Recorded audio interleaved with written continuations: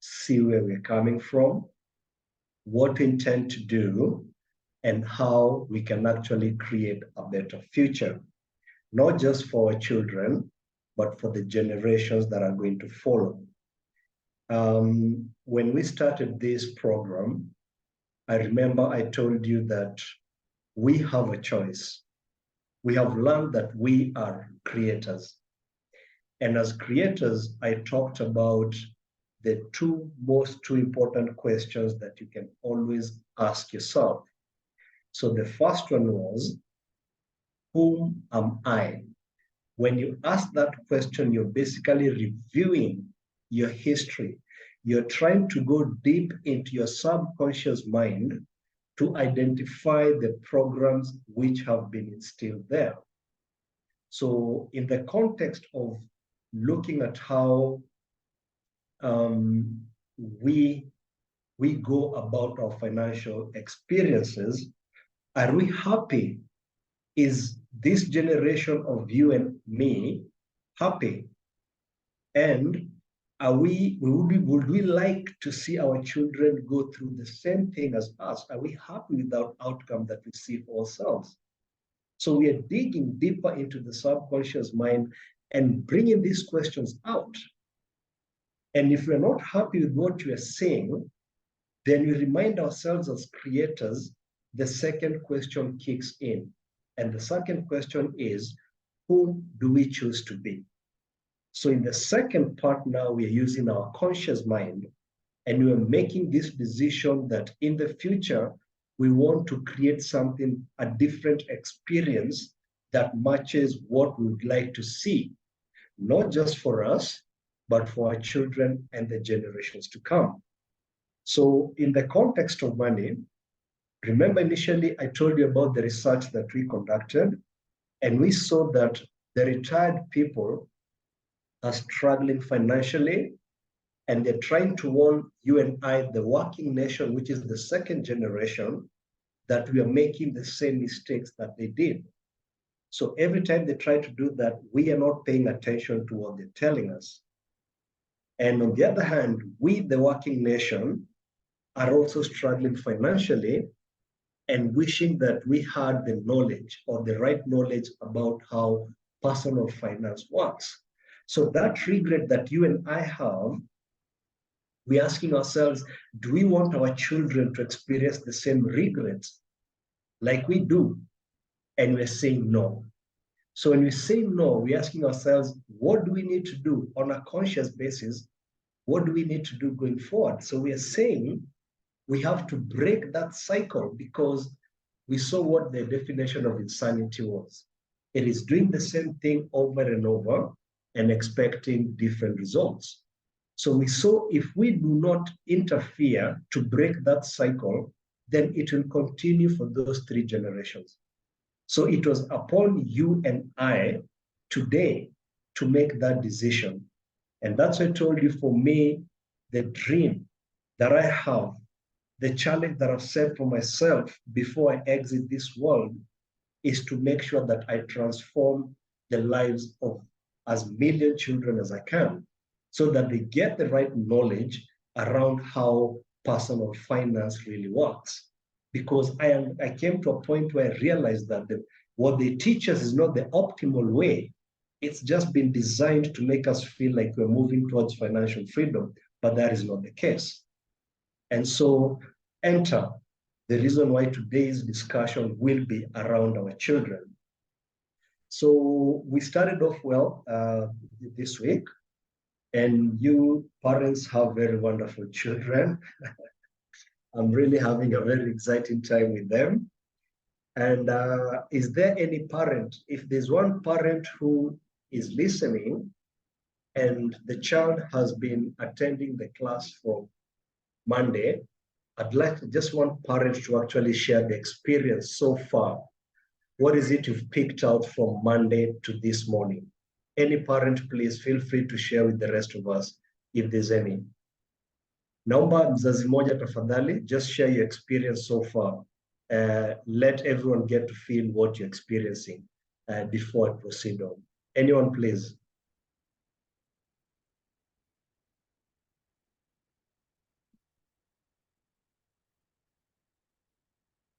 Anyone? So there's no parent here whose child is actually attending my class. Anyone, please?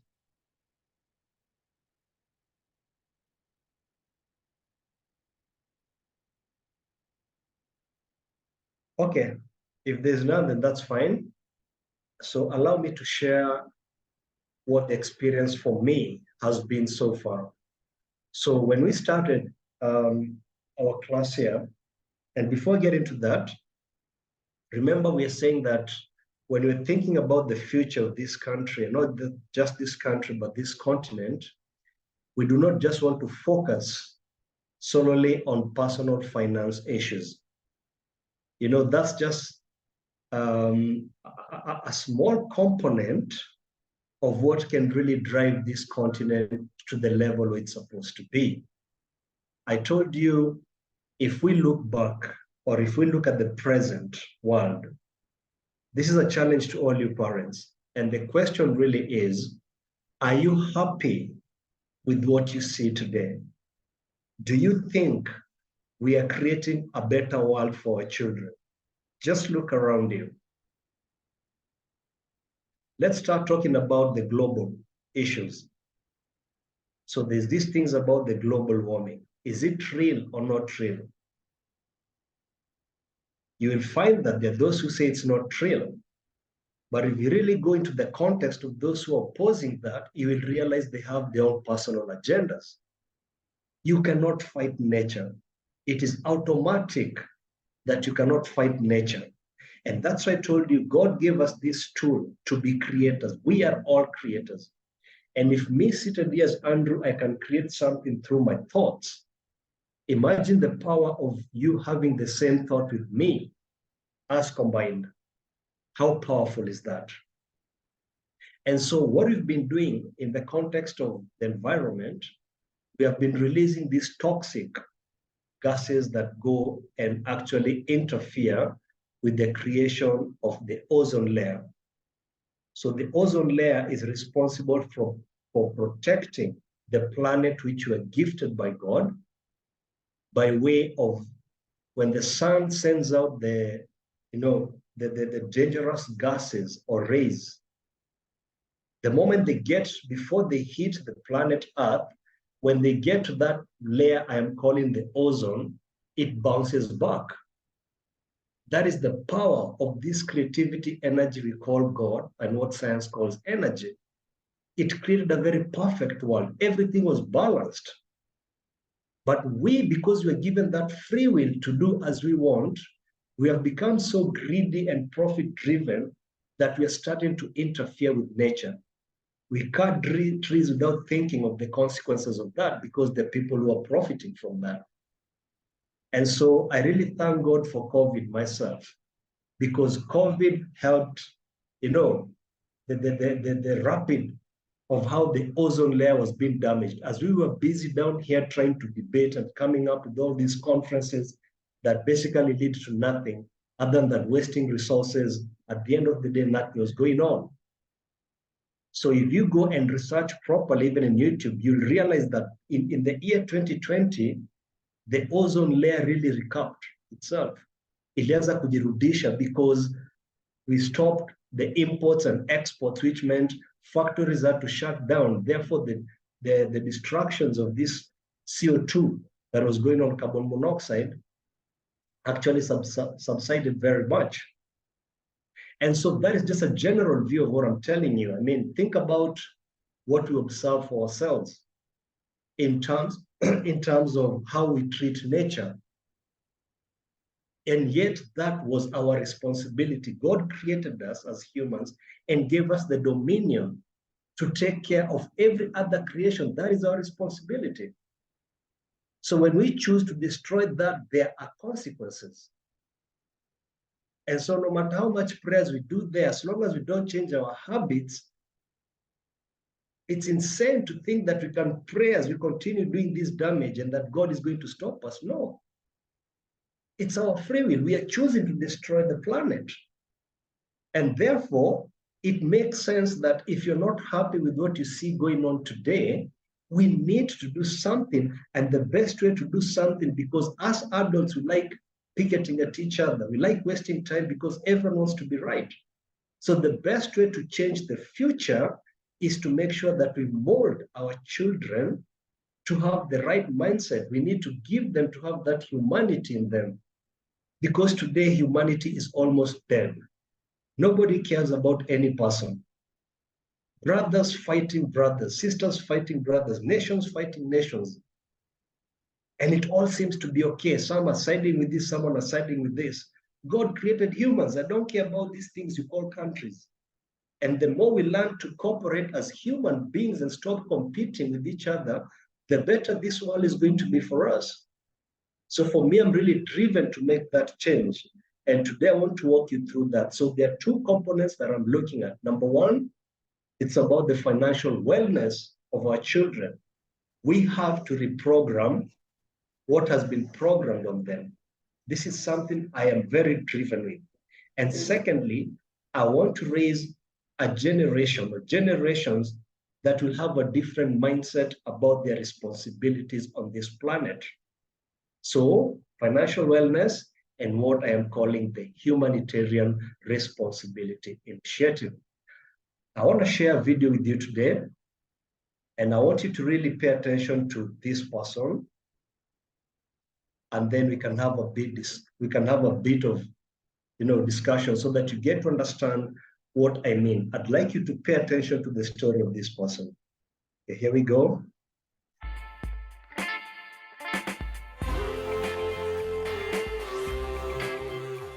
From Wyoming Public Media, this is Human Nature, real stories where humans and our habitat meet.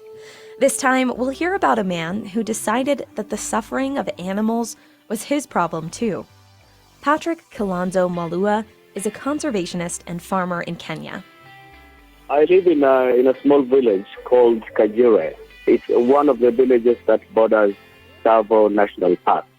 The park and the neighboring wildlife refuge are major tourist destinations. People visit from all over the world to spot elephants, water buffalo, antelope, monkeys, and lions. For Patrick, seeing those animals was a part of ordinary life. They'd stroll into his village or even onto his family's farm. But that didn't mean the animals were exactly welcome. People did not have good relationship with animals because they used to intrude into a farm. There was a very big drought, and everything that we had planted got dried. Animals were coming to the villages looking for water. So the little also I had in my farm, it got eaten up completely.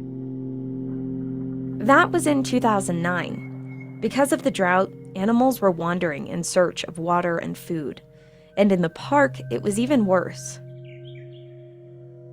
Before my eyes, we lost a lot of animals, elephants, buffaloes, monkeys, baboons, antelope, zebras, almost all manners of animals, because if there's no water, there's no life, the odor of bad smell was everywhere because the animals were dying, really dying. No one, not even the government, was taking action to help the animals. Patrick wondered what he could do. I felt bad, but I did not have any strength and power to do anything. A couple of years ago, another drought set in. One day, Patrick came across a buffalo sniffing an empty water hole and decided that this time he couldn't ignore what was happening to the animals. I could see the need of animals having water. Babies were coming there, baby elephants, baby buffaloes, and every animal was, grumbling for water. I was really moved even into tears because that was unbelievable that there's drought and everyone is sitting down, they're doing nothing. Patrick got a truck that could carry 10,000 liters of water and drove it 43 miles to the wildlife sanctuary.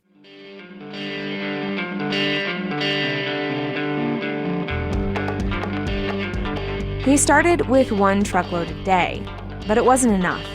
He'd get to the water hole and find hundreds of animals waiting for water. So he started making 2, 3, 4 trips a day. Because I saw like 7, 8 years ago, I saw animals dying. So I wanted to look for an alternative. His job was sometimes nerve-wracking.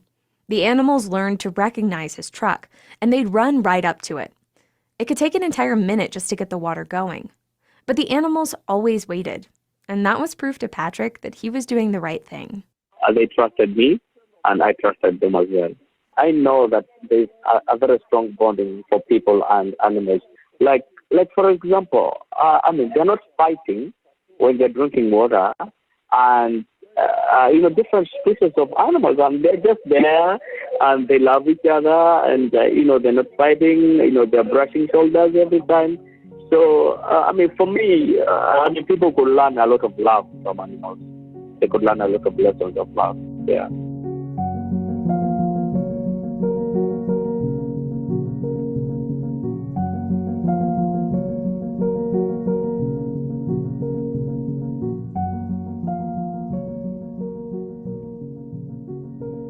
Patrick was often hauling water for 12 hours a day.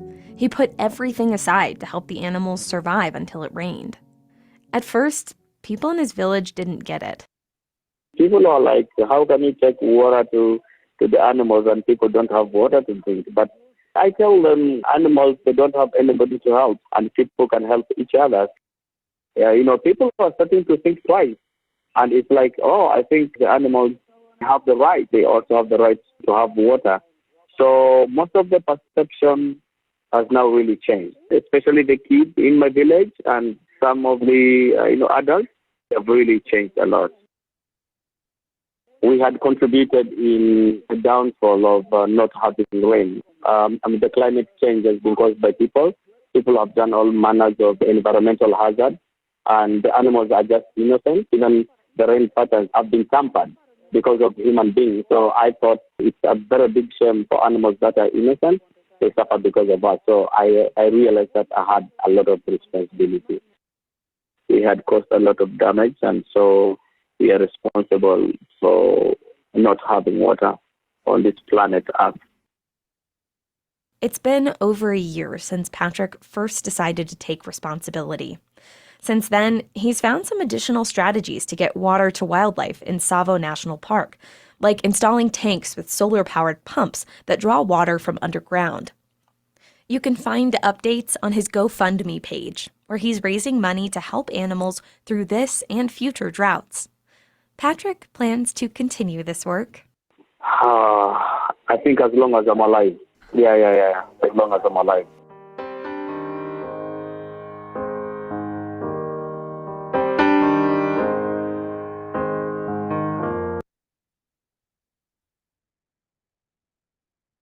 So there you go. That is one person I made sure that I met him. And unfortunately, right now he's fighting for his life. He urgently needs a kid transform. But let's not focus on the side of his illness. Let's focus on this person. A simple individual chose to do all that. Now imagine if we get 100 people thinking like him. It is crazy for me that tourism is part of what brings a lot of foreign amounts to this country. Yet the government cannot think like Patrick is. It hurts me when I hear someone is being given an honor of standing to vote with the bag of Githeri, and someone like Patrick is not even recognized. And that by itself tells you the kind of society that we are living today and the kind of society that we are actually shaping. That is what we're creating for our future, for our children. How is it that this generation, we sit down and actually discuss this thing we call sponsorship as if it's a profession? We joke around it without realizing the impact of what this is happening or doing to the generations to come. They listen to the talks that we talk about, the fun that we keep laughing about, and to them they think it's fun. Who among you as a parent will be happy when your daughter comes to you and tells you, I have a sponsor?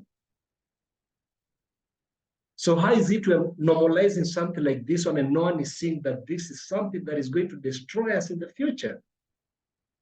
Without our realization of how the subconscious work and how kids pick from us we are starting to create that deviation of how things are supposed to be. One person has done all that.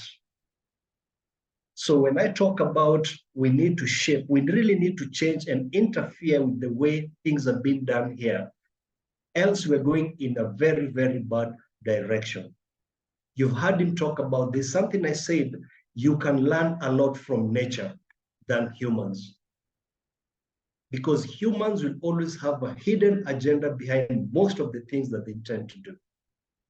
So they program your mind in a way that, just like I told you, the whole financial education system, the way they teach it, is designed to make you believe you're heading towards financial freedom, but it's a setup.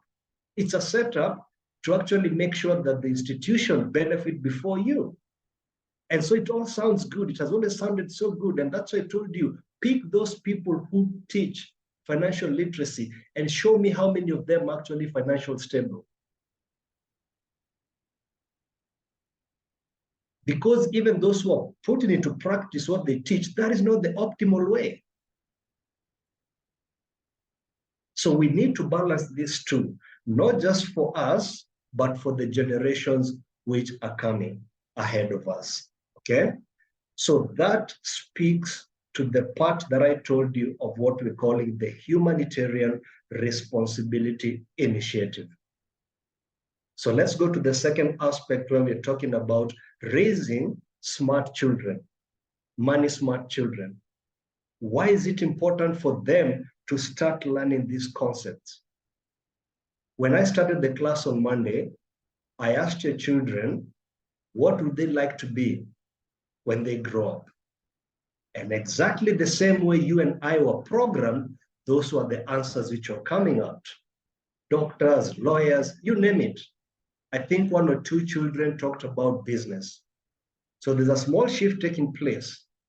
But today, go and ask your children, those who have attended the class, and hear the answer they're going to tell you. They have got it. We have gone through the cash flow quadrant, but in the level, I call it the 4 money box. That's what we discussed today. Your children have understood that they are not their names. They have understood their creators, and they have understood that through thinking process is how we create our reality. They are absorbing these things like a sponge where water is being poured on it. And this is why it's so key to start introducing this subject to the children. Because unlike us, whose subconscious has been wired to have, the wrong knowledge.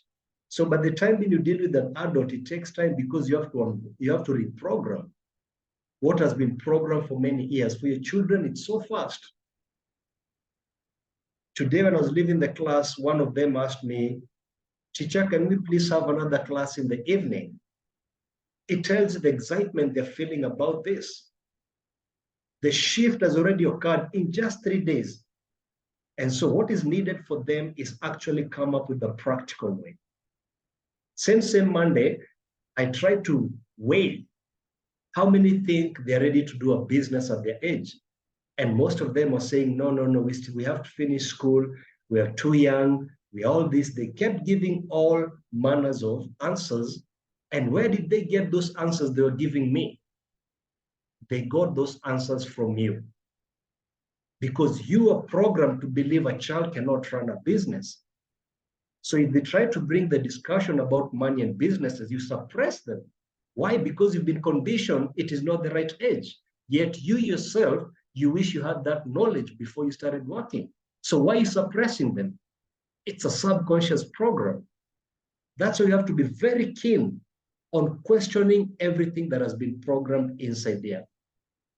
That's why I told you, when you're not happy with anything in your life, the problem is not outside. The problem is always within.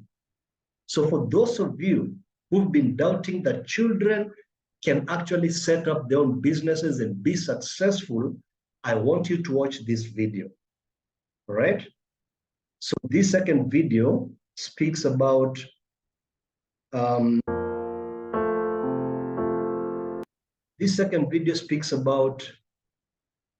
the key thing about children. And when you give them that opportunity, what they can be or become. Waswahili tulisema mtoto mleavyo ndivyo akuavyo. The scripture in Proverbs tells us, teach the child the way to go, and as an adult, they will not depart from it.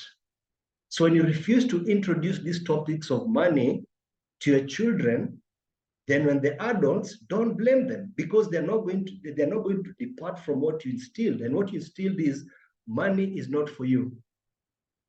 You did not allow them to have that access of learning these concepts, so that's how you raise them. And to be very fair with you, this is a reality you have to face today as parents. It is either you to make sure that your children learn these concepts, or if it is not you, it is the society that is going to do that work for you. At the end of the day, you are the decision maker. Either way, it is you who's going to decide. So when you deny that, or you feel it's still wrong to introduce children to this money concept, what you've basically done is you have given your children to the society, and you have told the society, please teach these children about money concepts. And you know very well what that means.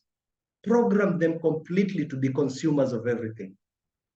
Let them disturb me by asking for things left, right, and center without caring where that money is coming from. That's what you do. That's why when you cannot yourself, you don't have the knowledge, then look for people or something that can be useful to make sure that the subconscious of your children get the right programs. So those who lied to our forefathers that it is wrong, please pay attention to this video that I'm about to play to you. Watch this.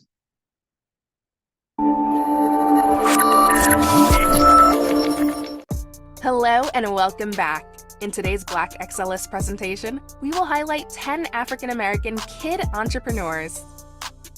Welcome to blackexcellist.com, the site where we celebrate Black excellence, opulence, and affluence. Our mission is to inspire you as we enlighten you. Young business owners are among the most driven and revolutionary leaders today. Competing against established, innovative, and growing companies force you to think creatively and remain passionate about your product or service. These young, successful Black entrepreneurs have many traits in common, but the most important one is that they believe in themselves. They receive support from their parents, family, friends, or even strangers, but they started with an idea. These young entrepreneurs took a chance. They drafted a business plan, then they strategized and executed their plan. Keep an eye on these game-changing, enterprising kids as they continue to make waves in the business world. We here at Black XLS salute all of these kidpreneurs, and we recognize their courage and persistence. In this original Black XLS video, we will be featuring 10 African-American kid entrepreneurs. If you have children or students who are expressing interest in entrepreneurship, this is a must-see. But without further ado, let's get started. Michaela Almer, 13, Me and the Bees Lemonade.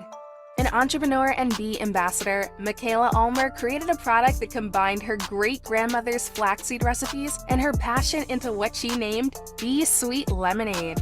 Michaela's lemonade is sweetened with honey from local bees, with a percentage of the profits donated to organizations fighting to save honeybees. The world first learned of Michaela at just 10 years old, when she fearlessly entered ABC's show Shark Tank and secured a sweet deal with investor Damon John. When she was only 11 years old, the ambitious entrepreneur made an $11 million deal with Whole Foods Market, the chain of high-end grocery stores, to carry her homemade lemonade in more than 55 stores. Mosiah Mo Bridges, 16, Mo's Bows.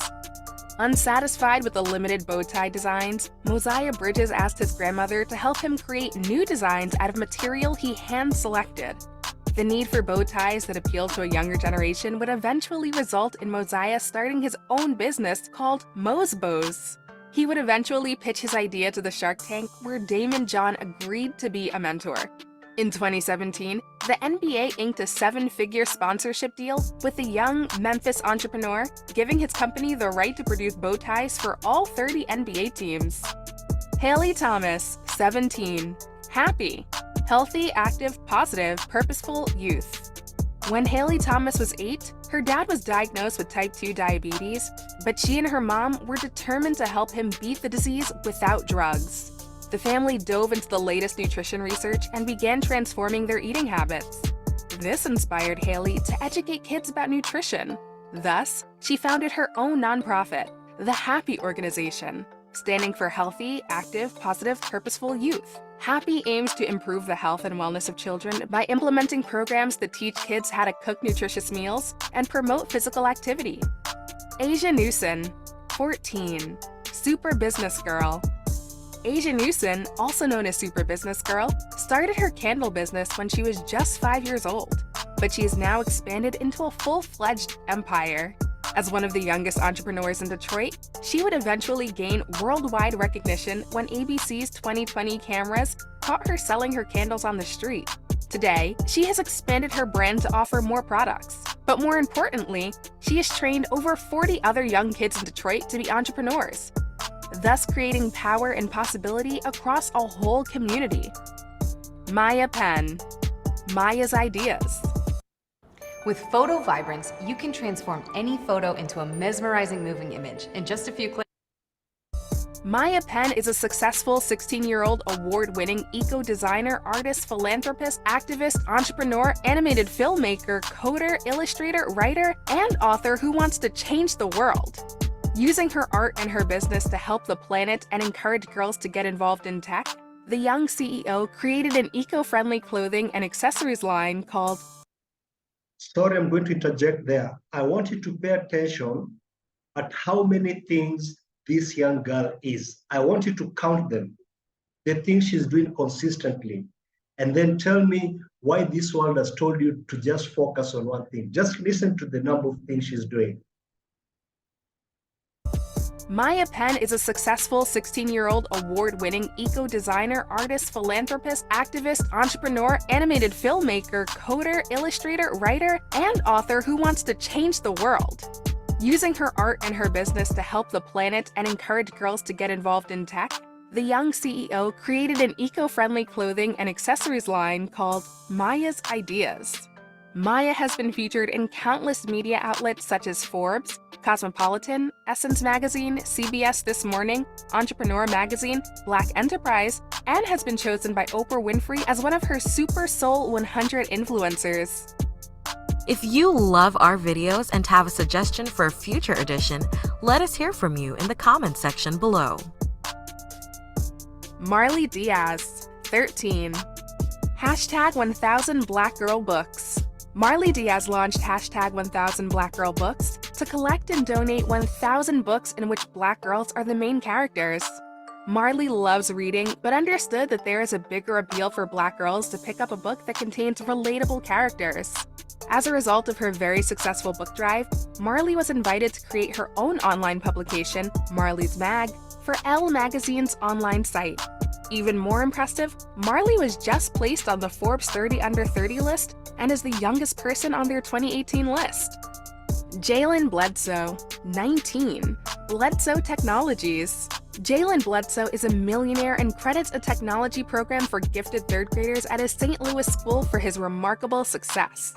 While in the 6th grade, Bledsoe taught himself web design after taking a yearbook design class. At age 12, he started an IT consulting company with just $100. Today, Jalen's company is valued at more than $3.5 million. Essence Moore, 17. Essence Couture.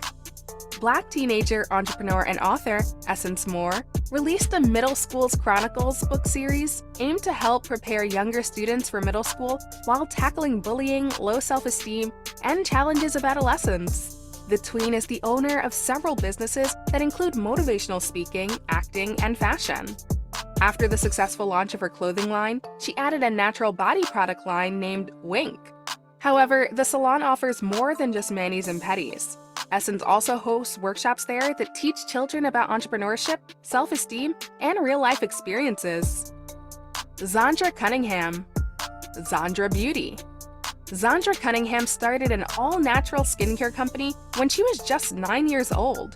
Using a small loan of $500, Zandra turned her hobby into a commercially viable enterprise worth over $500,000. Zandra Beauty now offers over 40 products including artisan soaps, body scrubs, body wash, and hand and body lotion. Zandra leverages her success to encourage youth entrepreneurs and empower young African American girls. She has also committed to donating 10% of all net profits to support girls' education. Zandra's hope is to inspire youth to take action and make things happen for themselves and their communities. Corey Nieves, Mr. Corey's Cookies. Corey Nieves always dreamed of making the world better. That passion, combined with a love of treats and an entrepreneurial spirit, led him to start his own business at the age of 6 years old, called Mr. Corey's Cookies. From his tiny home kitchen, Nieves thrived to the point where his operations graduated into a commercial space. Corey and his cookies business was featured on a special episode of CNBC's The Profit, as well as The Ellen Show. These days, he sells up to 1,000 cookies a weekend, and he's currently looking to expand his brand into fashion. We appreciate the fact that you stayed with us until. So there you go. For those of you who didn't believe it, you've just watched. Now, there's something very powerful that I want you to pick from that video. At the introduction, they talked about key 3 things. Number 1, they said that these children believe in themselves. I want you to pick that one, yeah? So let's have this. So the first thing is they believed in themselves. 2, they talked about support from parents. And then 3, they started with an idea. So think about through this. When you talk about belief, what are we saying here?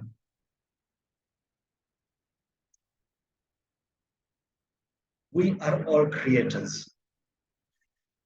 Belief is when the scripture is telling us about faith, because belief is something you're thinking about. So as you start that process, you've ignited the process of creating it to be a reality. So that's the first thing they point out. So even as I walk your children between Monday and Wednesday, I can see that believes in themselves. So the second part comes in. Do they have support? This is where we talked about mtoto mlevyo. So when you're suppressing those dreams they keep telling you about, do you see the danger you're doing to them? Just because you've been conditioned to believe school is the only way out. That is not true. I have proved to you over and over that even the education system was not designed to actually make you financially stable. It was designed for others to optimize your skills and your knowledge for them to make more money than you do. So when you're not aware of this, it is the wrong programs I was talking about. So the fact that some of you have allowed your children to come and learn that, then I've just been telling them, you're lucky to have parents who are supporting you. This circle has so many people, but the number of children who attend in that class are 20. So kudos to the parents who are seeing this. So what will be required is for you to continue supporting them, because 1, they've believed in themselves, and 2, you're supporting those beliefs. Then finally, we're talking about the idea. What is the idea? It's the first step of creation. That is why it is important for us to raise these children to believe in coming up with ideas. Because we have been raised with a society in terms of financial education to tell us that we need fast money. So you find people saying, sina pesa, nikipata pesa, nikipata pesa, nikipata. It is not about that. Focus on ideas. And this is something you're going to go through the day I'm going to introduce the concept of businesses. It's one of the things I'm really going to push you to be doing. Because once you have a brilliant idea, money will show itself up. But if you keep saying, I don't have money, the day I'll get money, the thought behind the thought behind the thought, what we're calling the sponsoring thought, is you're holding a belief that it is not there. So that's what you'll keep attracting, it not being there. So to turn this around is to think of brilliant ideas that can turn this world around, an idea that can transform you and your generations to come. The moment you get that idea, you'll be inspired and money is going to show up. So think about, for example, the first kid called Michaela, the one who's creating this lemonade for bee. So number one, she is fighting for the survival of bees because he realized we are really interfering with their ecosystem. So much of the money she gets from selling them, she's dedicated that money to go and try and stop that degeneration that we are causing. That's an 11-year-old kid thinking like that. What are we thinking ourselves at our age? Who is even thinking about bees in this country? Yet God created a balanced ecosystem. So the moment you interfere with one, we think those are animals. No, it comes back all the way to us. So when we start educating our children through such things, they will become better creators and responsible, not just to themselves and human nature, but also all creation. The humanitarian responsibility initiatives comes into that place. So that child at the age of 11 years, he signed a deal with the biggest chain of supermarkets in the United States, just like we have Naivas here or Carrefour. And the deal was worth $11 million at 11 years. Mtoto wako na wangu wako wapi saizi? And then you find someone saying they are blessed. What do you mean they're blessed? These are the kind of excuses we Africans come up with to continue staying in that comfort zone. We just complain all the time. We need to change our mindsets completely. So $11 million, that's 1.something billion Kenya shillings at the age of 11. What makes you think yours is different? You just need to support them. They just need to be shown the right way of thinking. And it's very, very simple. It's not difficult.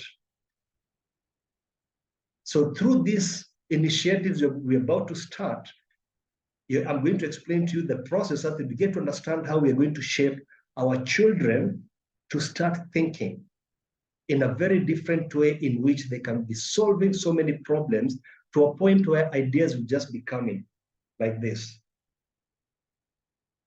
The second one, a boy called Mosiah Bo. He signed a 7-figure deal with all NBA's teams to be producing bow ties. Converting a 7-figure in dollar to Kenya shillings is also over $1 billion Kenya shillings. There's one who started a coding company, an IT company with $100 at the age of 14 years, $100. Today, that company is worth more than $3.6 million. Mtoto umleavyo.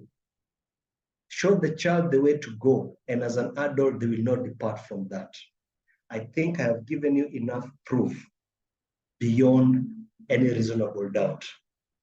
So before I proceed on with my presentation, I'd like to hear maybe from one or two of you to tell me what they felt by watching those two videos. Let's have just one person, please.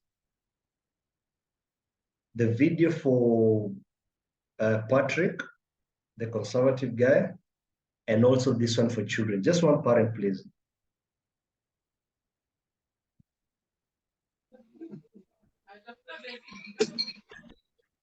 Yes, please. Anyone, please? Haya, mnaogopa kuongea? And then your kids are so loud. Huh?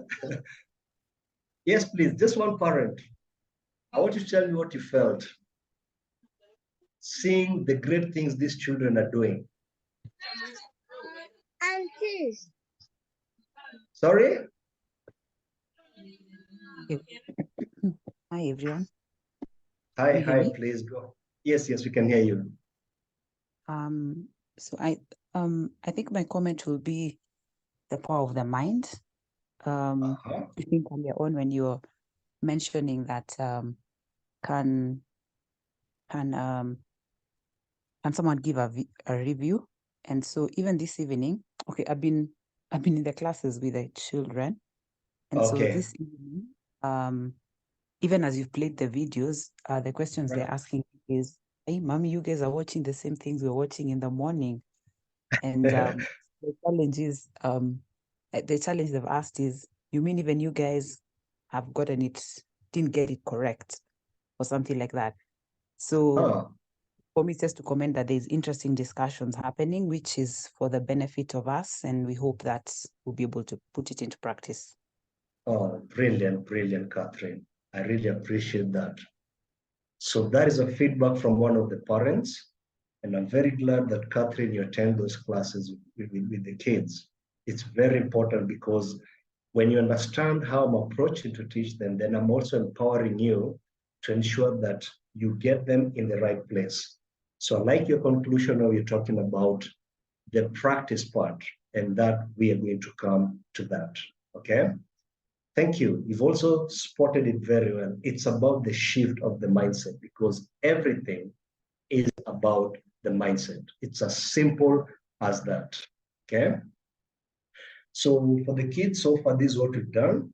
They've come to understand concepts of making this world a better place. And as you listen to Catherine, you could tell even the kids are saying, so you guys are watching the same thing as us. And she's being challenged in terms of what have you guys done to this planet? That's the kind of discussion you said, even Catherine said. They're starting to have very interesting conversation. And that's what I'm telling you, kids pick these things very fast. They can see it. Why should these animals be dying and you guys are there? So that's the turnaround that we need to make for this country to become better. Secondly, they've understood who they are. And basically, we speak to them, they'll tell you, we are creators. And they'll even explain to you in a simple way how the creation steps go. Then today we did the 4 money box. So tomorrow we're going to cover the concept of assets and savings because they too, those who have an idea about money have also been conditioned already to be saving. So we want to move that. By the end of tomorrow, we're going to move that from saving. You'll start hearing them talk about the cash flowing assets. That's the direction where we're heading. So allow me to walk you now a bit into the details in terms of what we intend to do when it comes to these humanitarian responsibility initiatives. So this is where, Catherine, your question comes into the picture. So number one, I want you to understand that the first thing we want to do is we want to partner with schools, and we're going to start with private schools. Now, in these private schools, we are going to create a club called Dreamers Club Africa, as you can see here. And now, the responsibility of this club and the students, that is primary, secondary, and tertiary as well, will be every year we are going to pick up a pain point or a major problem that Kenyans are facing. So the first point is to pinpoint a problem. Once we pinpoint that problem, then these clubs in different schools were going to be guided to cooperate, not to compete against each other, but to cooperate, to try and generate sustainable solutions. So we are going to guide them through that. So this thing of competing is not going to exist in this club. It will be about cooperating because you and I understand now the power of that. And the driving thing is we are creators. And as creators, we are not separated from that creative energy that is responsible for everything we see in this world, including you and I. So we are actually guiding them to tap into that creative energy to explore solutions they can come up with. So we start guiding them. What about this? So whatever they come up with, we debate among ourselves through cooperation, And eventually we end up picking a few of ideas and bringing them together to create something that is very concrete, that is going to solve this problem and make it sustainable. Now, once they come up with that idea, the next step will be, do we need to build a prototype, or do we need money for us to move to the next step? If the answer is yes, then what do we do? So enter the teachings of money, enter the teachings of entrepreneurship, enter the teachings of investments, so that our children stop coming to you with these papers or forms telling you, tujazia hapa hivi, tunataka kufanya 1, 2, 3, tunaenda kusaidia. When you really think about that concept, we are continuing to teach our children to be beggars. As much as charity is good to give, we do not want them to be asking you for money. Even you, when you want to actually help something, you are for that money, don't you? So why are we not replicating how the real world works? So we want to give them that opportunity whereby they can set up their own businesses, small enterprises. They can think about investments. And then the way they raise that money is through that concept. So like I mentioned last time, wanaweza pande skuma. In each school, another school can decide to do something else. And then once these skumas are ready, they come to you and tell you, Mom, Dad, we're trying to do something of humanitarian responsibility. And the way we're raising this money is we learned through entrepreneurship how to do this. So we have planted these skumas and we're coming to you. Please promote us. I think you'll be blown away when you have children who are coming on that part. All right? Alice, please help me mute the person who we can hear some background noises from. So that's the idea. And once they generate this income, then the next thing they're supposed to do is actually build that prototype, of course, through us guiding them. And once they build the prototype and it's ready to function and we're testing it, we're showing them how to test it. From there, now we go into the mass production or a pilot phase. After the pilot phase and you're happy with that, then we go to the mass production to solve that problem until it is sustainable. And the moment we finish with that, we're going to have a retreat of the children, of the parents, or the partners who are involved in the entire thing. And the purpose of doing that when we retreat is to actually show them the whole journey from the inception of identifying the problem. Then step by step, what happened? Those cooperation among schools, so we play videos for them to see what was going on. We showed them where the discussions were going on, how people were coming together to agree or disagree on certain things, how we started this journey of entrepreneurship, money management, investments. Those that did not produce what we were expecting, those that produces, the lessons we learned from that.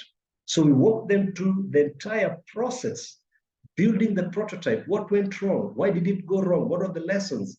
Did the government approve this or not? If they did not approve, why?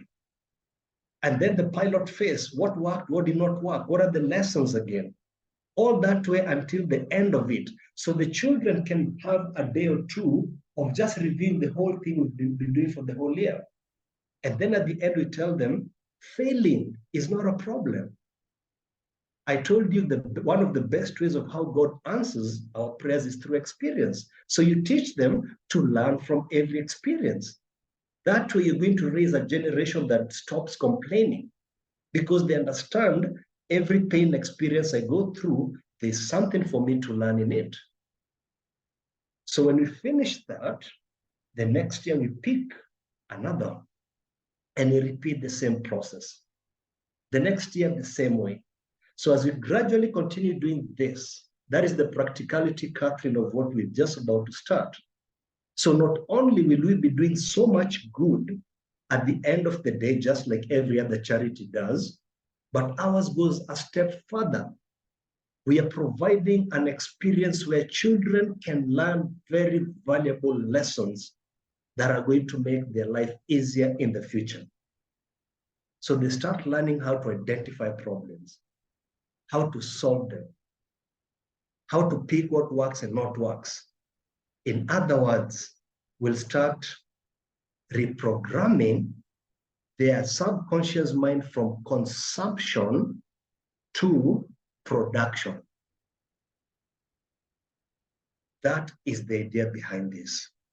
And if we can be consistent with this one for about 10 years, you are going to see a very different Kenya in 10 years. That is a promise I'm making. Mtoto mleavyo, ndivyo akuavyo. It is upon you and I to step in and change the direction where we're heading. And so I've come up with this idea, and I'm hoping that you'll support me. If you find this is something that interests you, please support us. And I'm going to share with you how this is going to happen. So this year, we are going to start with what we call Adopt a Wheelchair. And this is already ongoing. So I mentioned last time, I picked some students from Kenyatta University. We identified the problem that there's so many children in upcountry with mobility disability who cannot access schools because their parents are too poor to afford a wheelchair. So the traditional way of how charities work is we come together, we raise the money, and then we import the wheelchairs and we hand them over. And we feel proud of doing that. And there's nothing wrong with that. But then what have our children learned? What have we learned ourselves? So you buy a wheelchair from China, which was crafted for the environment in China, alafu unaileta hapa Kenya unaipeleka ushago. Kule kumejaa miba. Mtoto siku ya kwanza akipelekwa shule, they're so excited. They can't wait. It's a dream they've been having. Miba inadunga, puff. You have returned that child back to the bed. Because utatoa sasa mtu wapi wa kutengeneza hiyo nini? Hiyo tube. So I tasked these KU students to design a wheelchair for the African environment. And I really inspired them by teaching them who they are through that creativity. And I shared with you last time, I believe, the photo of the person who was behind it. Wacha leo pia leo nionyeshe.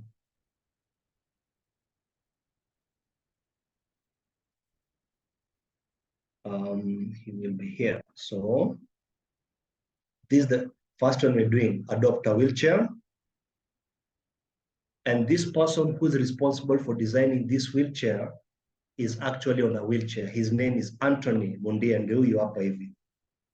he had an accident when he was 6 years old. And from that time, he's always been on a wheelchair. He's very passionate and driven about this initiative. So he designed a wheelchair specifically made for the African environment. And then he partnered with the director of KU and they formed a company. So they built up a prototype, just like I was telling you through the process, and the government actually approved it in January. So we'll be using them to actually make sure. So our goal, starting next month, will be by the end of 2025, no child with mobility disability is going to be denied the right to access school because their parents are too poor to afford that. So out of that, we have built a mobile app whereby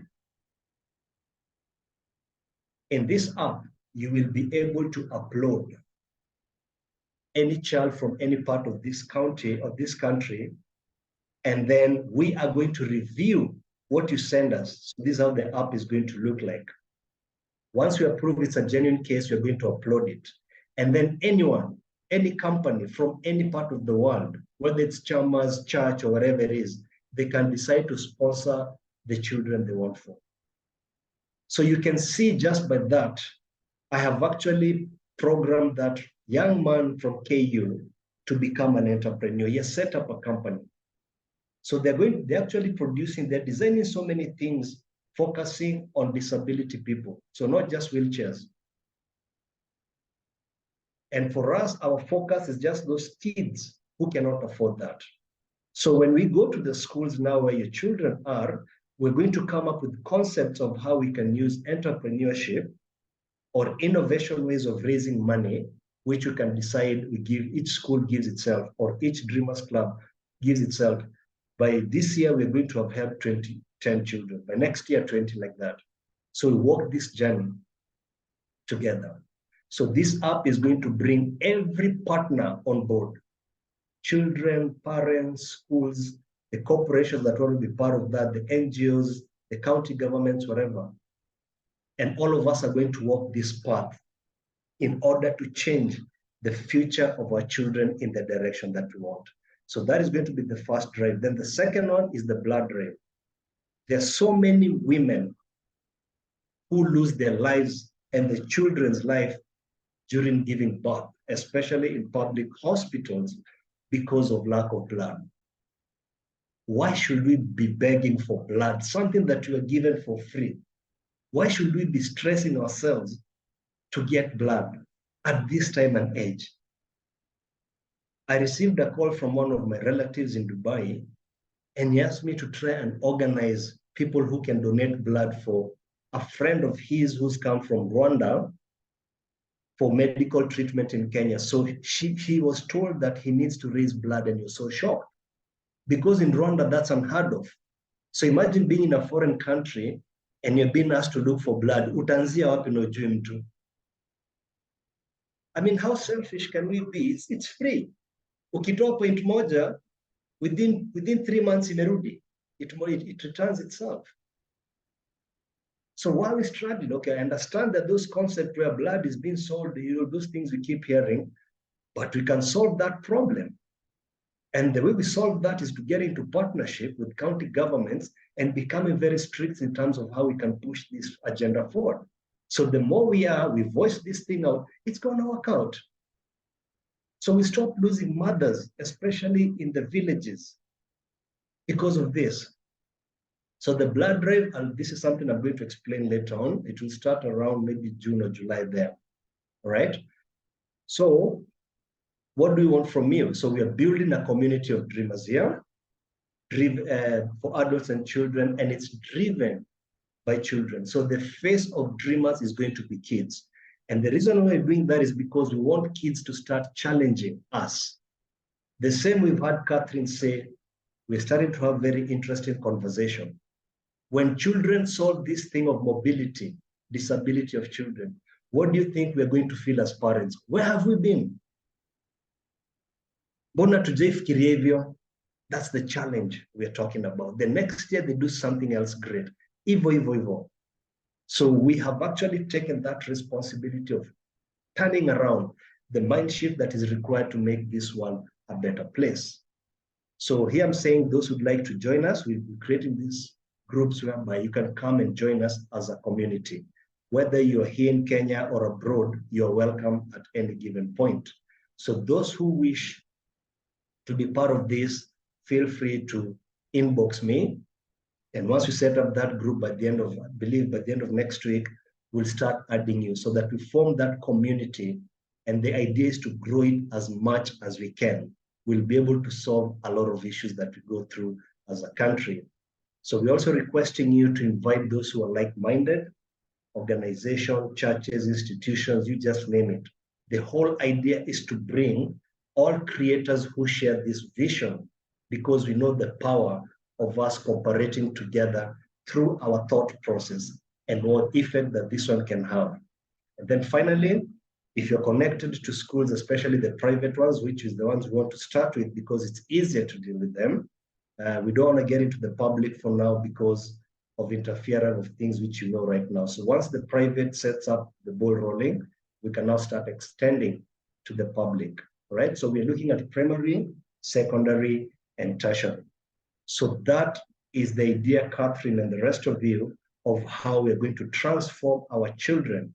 So next year we might decide, let's help Patrick solve all the problem he's wanted. Imagine if you have 50% of the schools. That's something we'll just do in 1 year, pop, and everything will be okay. So this thing of him, waiting for money to be sent from abroad, all these ones, yet we are the ones who are benefiting by these dollars coming here. We can decide to support him. So we are saying no animal is going to die because of lack of rain. So what do? Let's have those boreholes in these national parks. We can do that.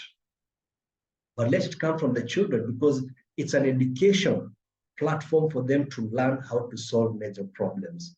All right? So that is the first component of what you're addressing as children in terms of raising humanity in them. Then enter the part where we're talking about now the financial being. So by the end of this month, we'll be releasing another app called Cheddar. And this app is basically a practical tool where it integrates you as a parent with the children together to create a fun learning experience continuously for your children to start shifting or reprogramming their minds from consumption to production, from consumption to cash flowing assets. And it's going to work very simple. It will start with basic things about money.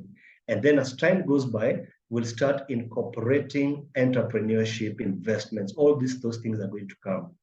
And the beauty about what really I like about this is I took time to design it based on the psychological aspect of how the mind works. So it's going to be a very powerful tool, which I guarantee you is going to program your children to have the right mindset around money, okay? So if you want to, you can register below here on this link that I have there. And we're going to release it to what we call the birthday challenge. I explained this last time, but I'll quickly go through that. Traditionally, when your children want a birthday, you save up. So let's assume you have a budget of 20,000. So you wait until the day is near, then you take the 20,000, you go buy, shop for them a cake, sodas, blah, blah, blah. Then you come and hold that birthday for them. In the evening, everyone is happy. They hug you, mom, dad, you're the best. And you feel happy when they tell you this. That's fine. But now, because we have learned the importance of creating practical ways of how children learn this concept of money, we are starting with the challenge we're calling the birthday. So in the app, you'll be able to get inside, and then you'll be able to include your children. Then they'll start with this, we're calling the birthday challenge. How does it work? The child gets into their own device, or yours if you don't have, the child does not have one. And then they log in as the children. And then they have now to write down everything they want for their birthday, given that budget you had set for 20,000. So if they write cake, how much do you want for it? 2,000. Or I don't know how much cakes go for. So that gives you the opportunity for them to learn pricing. So you can take them to the supermarket at the section where the cakes are, and you tell them, hey, which one do you want? This is 4,000, this is 3,000, this is 5,000. So if they go for the 5,000, you tell them, why are you picking the 5,000, not the 1,000? Listen to the logics they're telling you. And then tell them, remember, I only have 20,000. So if you pick something else for 5,000, half of the budget is gone. It will make the child start thinking. So what are the two important things you're teaching there? Number one, how to budget, and two, something called price comparison. And if you repeat this process over and over, specifically this price comparison, you are naturally going to kill a major problem that you and I face as parents. And that thing is called impulse buying. Unatembea mahali unaona kitu kwa dirisha town, unaingia ndani unanunua kiatu. Na kwa nyumba uko na 10. Why are you buying an extra pair? So it's something that was through that consumption habit since you're a child, it has become something you can't control yourself. So that is the power. I'm just giving you some ideas of the power of this thing. That's why I told you it's designed to ensure that the subconscious of our children is wired in the right way. All right? So to kickstart, and this is something I mentioned to your children today, we want to create a way of how they can also start earning. So once the child finishes setting up the budget, the next step is you are supposed to give them some chores to do, and they start earning that money. Pole pole tu hivyo mpaka ifike 20. So you get to decide what chores you want to give them.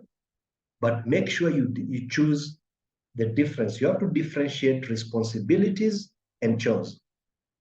Usimwonyesha kila saa akifanya kitu analipwa, hapana. Akitandika kitanda yake, you're not going to pay them because they're the ones who spoiled it. When they eat and they wash the dishes, it's them who use those dishes. But akikuja tengeza kitanda yako, then that qualifies to be a chore. Akiosha gari yako, that's an extra. So you start paying them slowly. Kama mko nyumbani, mwambie siku moja tuende kwa shamba. This week, if you help me plant and do all these things, I'll give you 5,000. So as they start saving real money, you transfer it from your app to theirs. So we'll be using M-Pesa. And once you transfer that money to your children, it locks. So once they save, they get to 20,000, they'll be so excited. Then walk with them to the supermarkets. Let them start buying those things by knocking off the items one by one. It will be a very wonderful experience. And I spoke to them this morning and they're so excited about it. So imagine repeating this. So for starters, we're saying, let them buy anything they want. So if it's not the birthday challenge, they can save, let's say, for a bicycle. For now, we're not really focusing on the cash flowing asset. For now, is to teach them first how to earn and then start saving towards something. So the next phase, we'll start now introducing the concept of needs and wants, the concept of assets and liabilities. And then as we proceed on, we're going to introduce now the cash flowing asset and the non-cash flowing assets. So pole pole, until now we get to the parts of investments, all right? So for those of you who are interested in this, you need to sign up on what you can see below here. And once you sign up and you do not mind your children earning, because we are creating a way of how your children can start earning money towards their birthdays. So, and that is through referrals. So if you're interested, you can sign up and let me know, inbox me, and then I'm going to assign your child a code. So when you're referring children from your colleagues at work, when your children are referring their cousins or friends around the where you stay, or even at their school, those who have been referred are going to enter that code. And that code will make me realize this one belongs to a child called X. So for every referral, your children will start earning 50 shillings. All right? So those who are interested, please, you can register here and inbox me so that I start creating that database for referrals. I need that code so that I'm able to track who is actually referring who. Okay? Excellent. So before I do a recap of last time, that's basically generalizes what I was telling about the children. So I just want to do a quick recap about last time, the class that we had before I conclude. And we went through this story of these three neighbors. And we said, in these three neighbors, the interesting thing is all of us as adults or children, all of us have one of these programs in us. All of us. We are either neighbor number one, or neighbor number two, or neighbor number three. And so as we looked at that concept, we said that these neighbors come from this estate, and this neighbor number one, this one is two, and this one is three. All right? Then we said here, the characteristic of neighbor number one is he doesn't know. He does not know where he is going.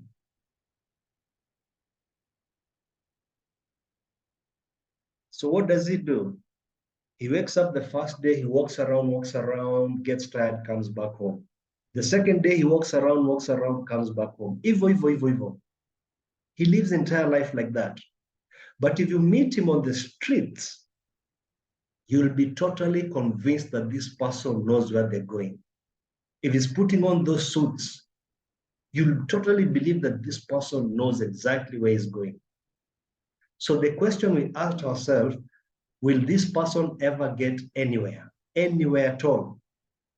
And we saw that the chances of this person going anywhere or arriving at any place is 0%. And the reason for that is because hajui anaenda wapi. So if you do not know where you're going, you cannot expect someone else to show you. But you look so busy, you'll be walking around and not going anywhere. That is the characteristic of neighbor number one. Then we looked at number 2. Neighbor number 2, we said he knows where he is going. Okay. But number 2, he does not know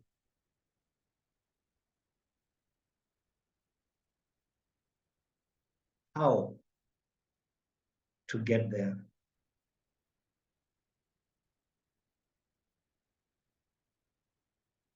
So we said the first day he comes out, he takes a certain direction. So he walks. Anafika mahali anachoka, anaamua kurudi. The second day he says, ile njia nilienda nayo jana sikufika, wacha nijaribu hii nyingine. He walks, anafika mahali anachoka, anaamua yeye pia rudi, anarudi. That's how he spends his life. And so we asked ourselves again, what is the chances, what is the probability that neighbor number 2 is going to arrive at the destination that he's looking for here? And we saw at best, it will be less than 10%. And then we went to neighbor number 3. So neighbor number 3, we're saying he knows where he is going. Okay. But even before he leaves the house, he actually makes a plan. Anajiuliza maswali, ndo niweze kufika kule naenda? How can I get there?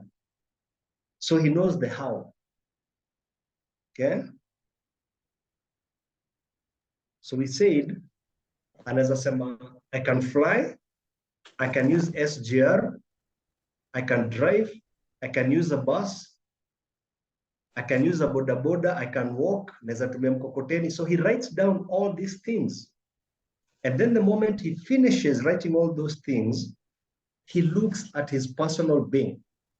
Anajiangalia, anajiulizaje, sasa kulingana na mfuko wangu, kwa hizi zote nimeandika hapa ni gani inawezana nayo? At that point, when he decides the one that he can use, that's when he leaves the house. So he takes the action.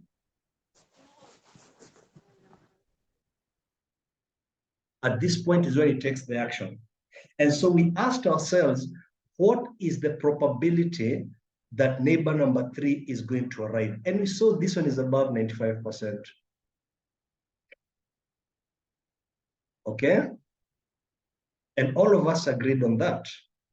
So today I am here to tell you, ladies and gentlemen, that all of us are programmed to be one of these 3 neighbors. And the way to find out which neighbor you are, the question you need to ask yourself is, in terms of this class that we've been having, in the next 1 year, how much will you be worth? What will be your total asset base in the next 1 year? My friend, if you are thinking about that question I've just asked you, hauko hapa, forget this. You are either here, number 2, uko hapa ama hapa. And therefore, the chances of you ending anywhere, ndio hizi huku chini. This is how you have been living your life. You are so busy working. Unaamka asubuhi, unavaa suti, tunakuona kwa jam, umefika kazini, umefungua gazeti, umefanya kazi.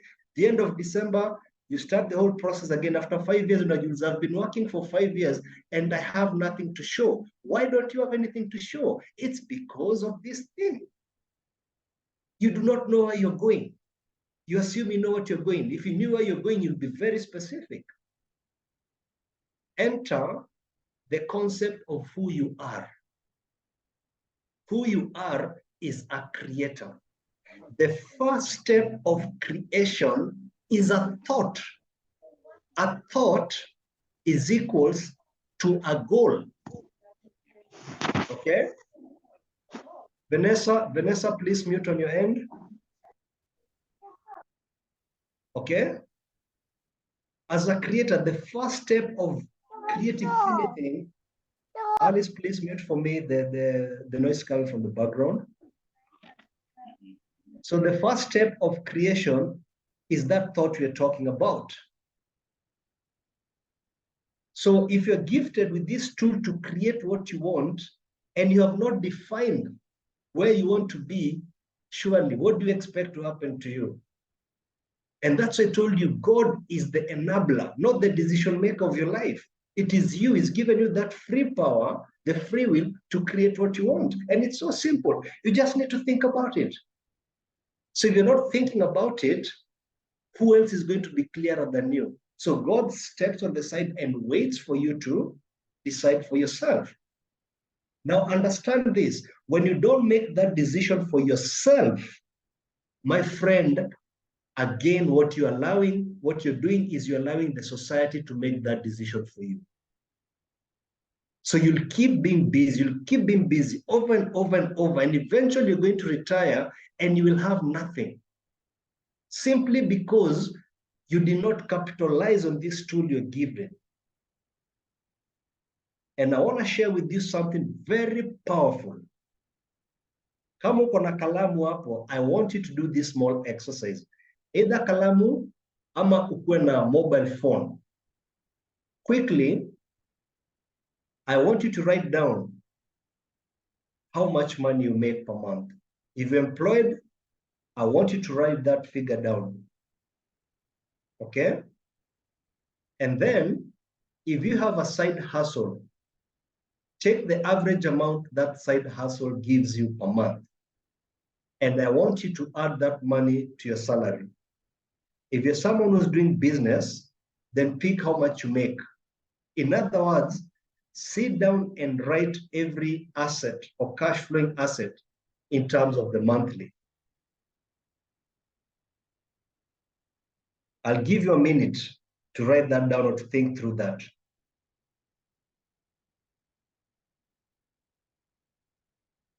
Something very powerful is coming out of this. Very, very powerful is coming from this. So your income, all incomes that you make, whether it's business or employee, I want you to add them on a monthly basis.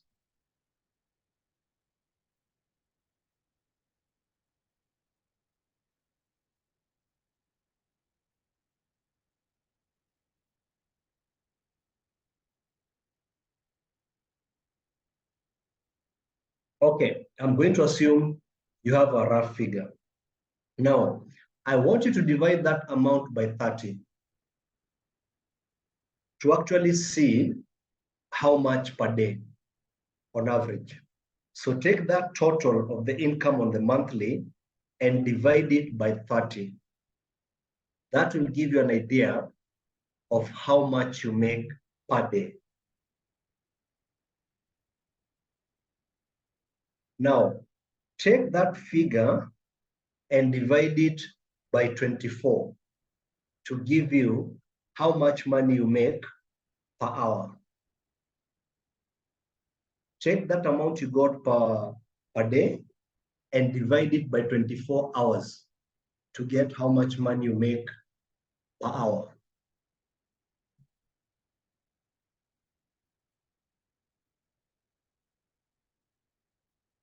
Finally, take that amount you've got per hour and divide it by 60 to give you how much money you make per minute.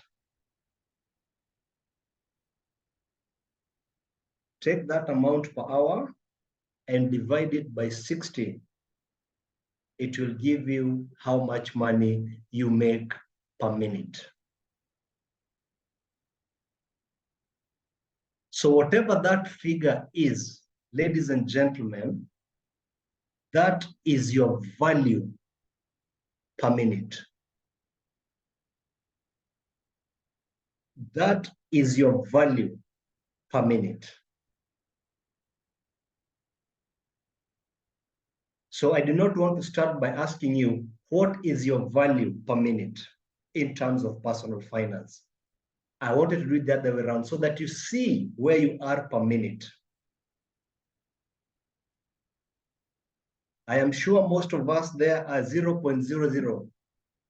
Every time I do that practical application with people, everyone laughs because it brings out the reality.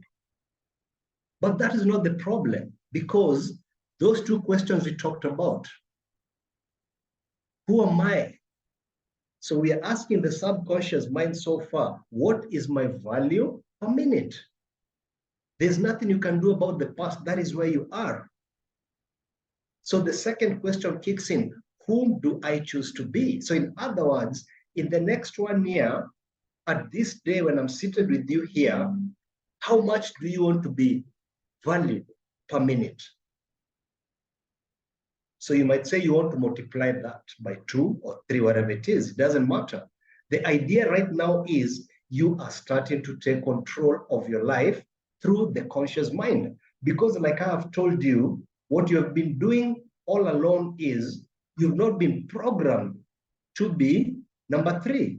Neighbor number 3, you have been programmed to be 2 and 3. You're so busy working so hard, but you're not going anywhere. That is why the product that we are designing for you is going to help you move from 1 to 2 or 2 to 3. And it's so simple. You're going to see this thing, the practicality of it. It is not difficult. It doesn't require to be educated. It does not require you to, even if you've retired. Everything is the mindset. So we need to put the right programs in your minds. And once you understand the power of this, you will realize why some people take time very seriously. Na kuita mkutano unachelewa naona, then you're coming to lie to me in traffic. Kwani mimi sikutumia barabara nilikuwa na traffic. The moment you get to understand this, when someone wastes your time on your meeting, you really get angry because they don't realize they're interfering with your value per minute. And so when we start doing these things, this notion of African timing is going to end.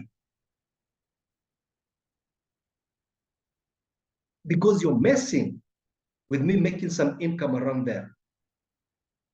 That's the power behind that. And so for all of you, I deeply urge you, let's have a goal. Let's use our conscious mind to create a goal of where we want to be in the next 1 year. Tusibaki mali tumekuwa. Let's transform ourselves as a group. We walk together this journey because it's easier when you do it together than doing it all by yourself. Okay? So that is where now the recap of last time comes in, which now brings me to what we're talking about. When you decide now to walk that journey, we bring in what we call the SMART goals. So we have to be very specific. We'll have to create the timing around that. And then out of that, we'll be able to measure how we are progressing as we move on to this product, which I'm hoping by the end of next month should have been launched in this circle. Okay? And simply put, it's a product that is going to help you save towards a specified cash flowing asset. And we walk that journey together. And once we get to the end and you acquire that cash flowing asset, you're going to channel the income of that through the circle again. The next year, we start saving towards the second cash flowing asset. Within 3 years, you'll find that this is something you do naturally because all you require is that. So we have gone through the right mindset. We have gone through the right knowledge. Now we are coming to the concept of the right knowledge, the right practice. The last component, I talked to you about the dreamer's formula of financial freedom. And you realize, and as you're walking through that, hold your children with you. That's where the Cheddar app comes in. It will just become something that we do naturally, okay? So at Dreamers, we are actually setting up a challenge, which we're going to call the Dreamers Cash Flowing Assets Challenge. You've heard of people talking about the savings challenge. We have come up with this, we're calling the Dreamers Cash Flowing Assets. And it's going to start next month. And the whole idea is what I talked about. So you identify a cash flowing asset that you wish to attain, at least one. You can go for 2 if you want to, but the minimum, you should identify one cash flowing asset you want to acquire by the end of April next year. Okay? Then out of that, I've said here, we're going to use the SMART acronym to save towards that. So if you need my help in terms of crafting that idea of what you want, feel free to approach me, inbox me, okay? Or I can speak to the CEO and we can have, like, on the last day of our day here, I can walk you through the thinking process so that it becomes something that you don't struggle to start with. You start easily, and it goes exponentially up. As we approach our goal, we start saving more towards that. All right? So where does your Sacco come in? Telepost Sacco comes in terms of where the savings are going to go.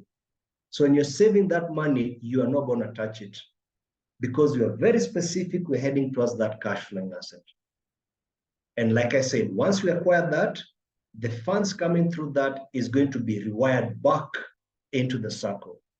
Then you save for the second one. Remember that diagram I showed you where we were comparing the difference between our chairman, Mr. Mohammed being here, and our CEO here. And we were saying, and then we had the rest of us here. So we said, we have never been taught anything about money. And so basically, as we crash from the word go, if let's assume the job ends, we saw what happens to us. However, we saw the CEO has been programmed to be a saver, and we realized that the saving in terms of wealth per year is constant. So we drew this vertical line and we said, Skule kazi inaisha hapa, she will start consuming this money this way. I hope you can remember this thing. Yeah? However, we saw the CEO focuses on year one, cash flowing asset one. Second year, cash flowing asset one continue generating money here plus cash flowing asset two. Then the third year, we have the cash flowing asset one generating plus cash flowing asset two plus now cash flowing asset three. So when we drew this diagram, we noticed that it's going to create a pyramid shape. So when we get to a point where kazi imeisha hapa hivi, this person will never experience financial struggles because he has different sources of income where money is working for him or her, not him now working for money. So as we start, yes, we're going to work for money, but at some point it's going to reach where now the money, we're going to convert it for money to start working for us. So that's the logic behind this challenge we are calling the Dreamers Cash Flowing Asset Challenge. So for this one, we are going to create also a group where we're starting to invite different people who've gone through these trainings because tunataka kushikilia tukiwa sisi wote. So at the end of every month, once we set up this challenge and we start, I'll be discussing with you once a month. I'll be giving you tips, I'll be updating you. It will be a platform where you can share what your struggles are, you know. So as we cooperate together, you can get ideas from other people or from me. It's that community I was talking about where we want not just to benefit ourselves, but also our children. That's why we need to pull in like-minded people. So if you want to be part of that group, again, here's my number. Please inbox me. But remember, also on the last day, I'm going to walk you through how we're going to do these things so that it becomes quite easy for you. All right? So the second last thing I want to share with you is on Monday, this past Monday, there's a free class I did last week in the evening. And next week, I also have another free class I'll be conducting for 5 days for adults. And the whole idea is because this month is what we call the Financial Wellness Month. So we are offering free classes to adults who are interested in learning this concept. So basically, I've summarized everything I'm teaching you so far into that group. So I walk them through this Dreamers Cash Flowing Asset Challenge and look at how God works or how this energy works. The moment I cut down, the moment we ended that meeting today, I turned on my phone and I see this message that has come through on WhatsApp. And I remember the person who sent it to me lives in Laikipia.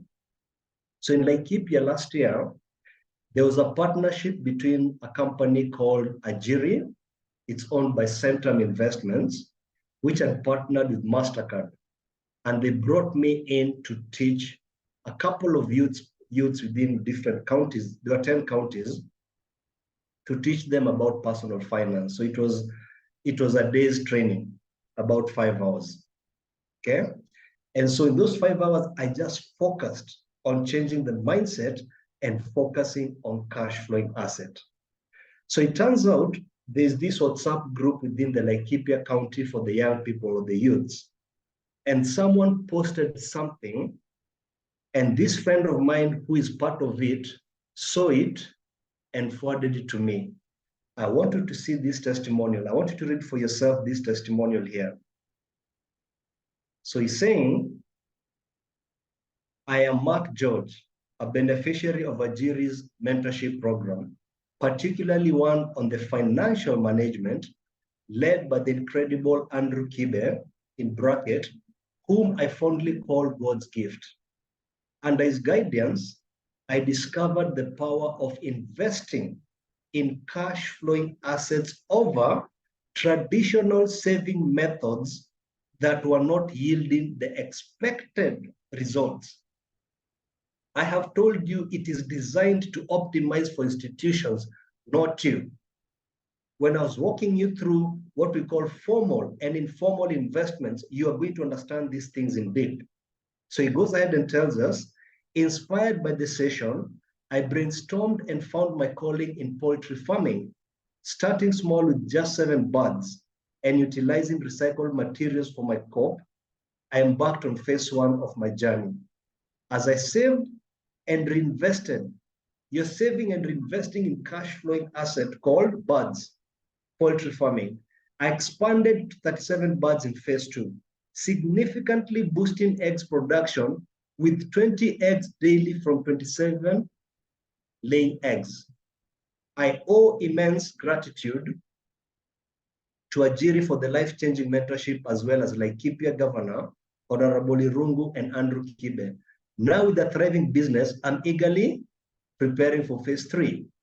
Then he went ahead and posted this. This was the start. This is a youth. And I taught this person 1 year ago. So he realized this small space I have, I can do something with it. Don't just buy land and let it appreciate in value. It appreciates Makalini. You can convert that non-cash flowing asset into a cash flowing asset. So what did he do? He built what you see here. And then he went ahead and showed me. You can see the sample of the birds he's talking about. And here we are. This person called me yesterday and he could not stop. You know, he even had tears. He could not believe that this thing works so simple. So those of you who have been doubting everything I've been telling you, there's proof. I can't even remember him. And that's why I told you, it started in Embu. And Embu, I was talking about people who are 60, 70 years old, and they were testifying this. I told you that circle. It's just that then they're not in WhatsApp.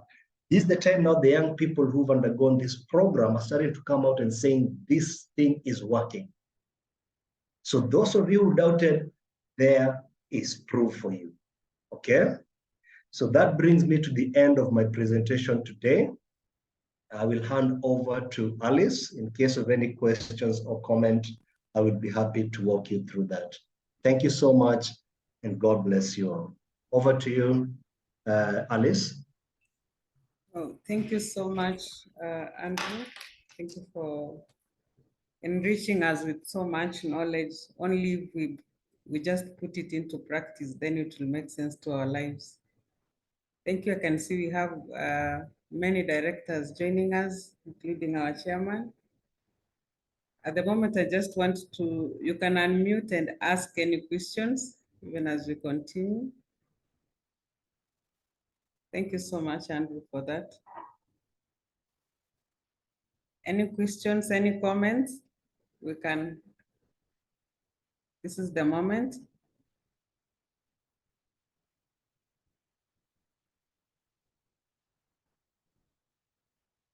You can even write on our chats.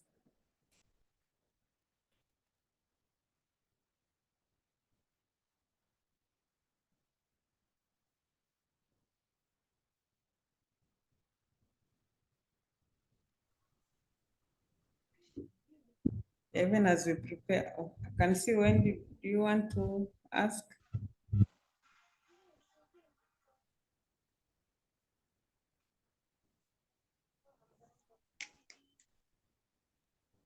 Wendy, say something.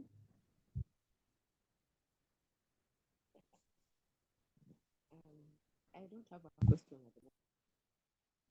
Yeah, thank you, Marianne, for your commendation. Also, thank you for always finding time to join from diaspora. We really appreciate it. Any other question or a comment?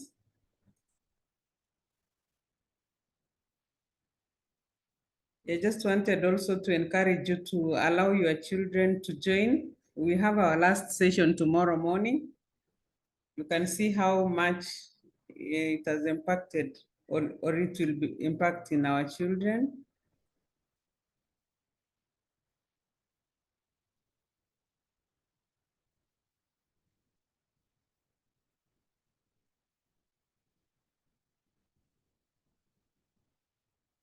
Mr. Andre can't seem to see anyone with a question or a comment. Yeah, we will also be having our class next week on Wednesday, the same time as today. So we encourage that you encourage those who've never attended. You know, people will want to hear testimonies before they do something. That is us Kenyans. So we can encourage others to keep joining. You never know, it can really help someone change their attitude. Because as we've learned, the mind is very, very powerful in our lives. Madam Alice, if I may allow me, there's something I'd like to mention, please. Yes. Now, for everyone who's present, I'm going to confirm this to you, at least by the end of this week, through Madam CEO. In the remaining classes, I had said, or I was looking for a way of how I was going to present something about your health.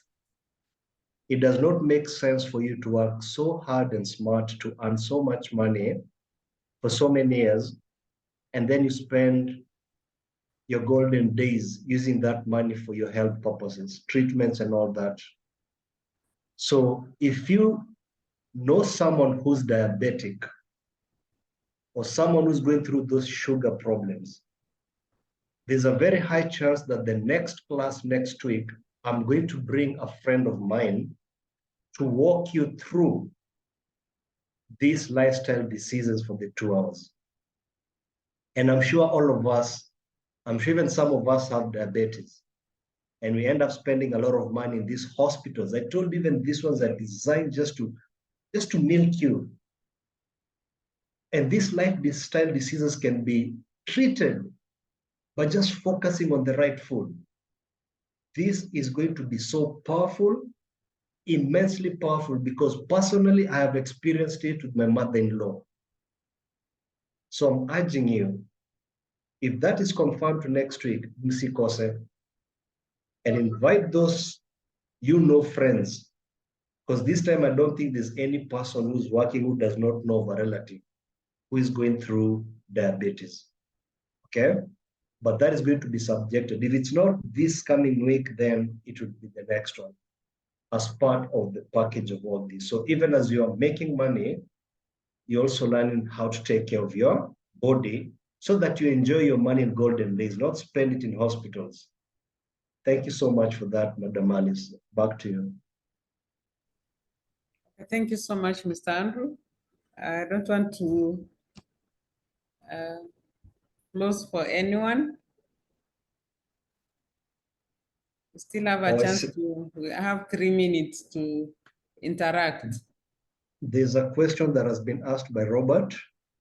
Yes. How can parents whose kids miss the classes that started on Monday plug in? Unfortunately, that is too late now. The best they can do is actually just join tomorrow and get to learn what has been, the things we're going to learn tomorrow. However, in the future, just follow us on our social medias. Soon, all these things are going to come into place. In terms of the classes, there's something we're working on. We'll be able to plug in, and even schools will be able to plug in so that children can start learning these things. However, for you, Robert, for me, I urge you to actually enroll your kids into that app. It's very practical, and before they know it, these things are just going to be ingrained in them. So in terms of the link, Alice, you're going to share with Robert. I can see he's asking about the link there. Back to you, Alice. Yeah, sure. Thank you for that. We'll be able to share the clips because we recorded them. We'll be able to share. And also sometimes, members don't even understand the privilege they've gotten to have these lessons for free. Most people pay a lot of money for these classes so that they can be able to learn whatever we are learning today. So kindly encourage others to join in. They might not understand, but we encourage you to ask them to join. I don't know if Chairman, you have something?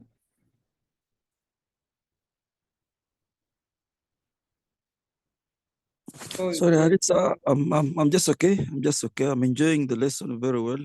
Yes. And thank you to Mr. Andrew. You're getting it very nicely. Thank you so much. Yeah, thank you too. You are part of the team that allowed us to have this. We really appreciate, together with the directors and our CEO.